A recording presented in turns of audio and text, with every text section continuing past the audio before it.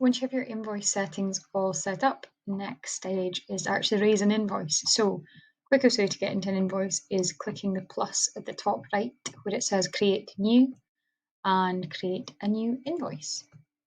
What you will get is this screen here, kind of a grid format. You're going to enter the person or the business you're invoicing up here. So if it was Sllick, for example, we'll pop in Sllick there, or my name. Pop in the date that you're invoicing. It will automatically set to today just to make it nice and easy. And it's also going to automatically add on however many days you just set up as your invoice due date. So for me, it's 7 days after the invoice date. Invoice number is automatic, so you can leave that as it is. And I would recommend popping in a reference. It's really helpful to put in maybe a property address or a project reference, something like that. The branding here is what we've just set up. So if you had different types of invoice templates, you could select them from here, or just leave it as standard if you just have the one type of invoice.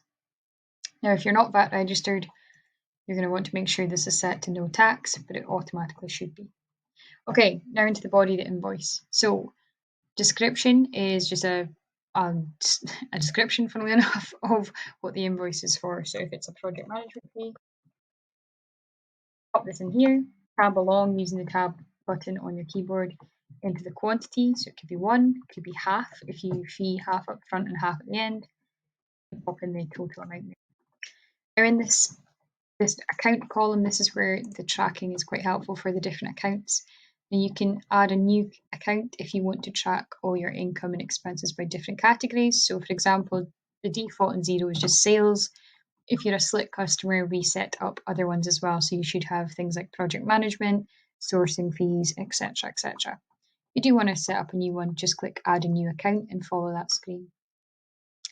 Now, ignore this region column. If you look in the property column, this is what we just set up. So we can associate this project management fee with a specific property. So I'm just going to select Love Lane there. If you're happy to go, click approve, and then you'll have an option at the top right to email that to your customer.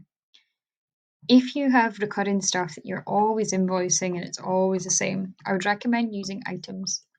Click on item and click on the drop down and click new item. Now in here, you're going to give it a code. So I'd maybe put in PM, project management fee.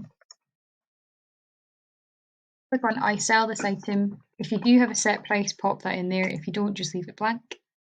Select what nominal code or account you want this income to go to. So if you've got a project management source fee, click that.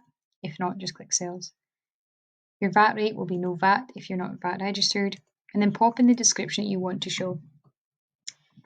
Click save, and what you can do next time is instead of typing all of this out, you can go into item, search for PM just by typing that on your keyboard, and here's our project management fee that we just set up. Then you'll see all of this pre-fills. The only thing we need to put in is the unit price, so how much we're charging, and then the property, and click approve. If you have invoices that you automatically send every month, then you should make that automatic within Xero. So head to business and then invoices and then click on repeating. Now, if you don't have any repeating invoices set up just now, not a problem at all. Click on new repeating invoice at the top left here. And this is very similar to the invoice screen I just showed you, except you've now got this extra screen that lets you pop in details of how often you want this invoice to repeat. So this is great for things like if you're offering mentorship, if you're offering a fixed monthly fee for something, or you just want to release, maybe you're requesting half a payment now and half a payment again next month, and you don't want to have to think about it. You just want to do it all in one go, and that's it. You can do that here. So you can say how often you want the invoice to repeat, whether it's every X amount of weeks or X amount of months, when the first invoice is to go out, what the due dates are, and when you want this invoice to stop repeating. So as I say, if you've got an invoice where you invoice half now and half in 30 days time, you could use this to say, right, after 30 days, stop repeating this. You've then got 3 options, whether you want to just send them straight away or just save them as drafts so you can come in and edit them, up to you. The only thing I would say is if you save them as a draft or approve but don't send them, you don't get a notification. So you'd have to then consciously go into Xero, check your drafts or check your invoices that need to be sent. So the rest is the same. I won't go into that, but all you need to do once you've got it is click save.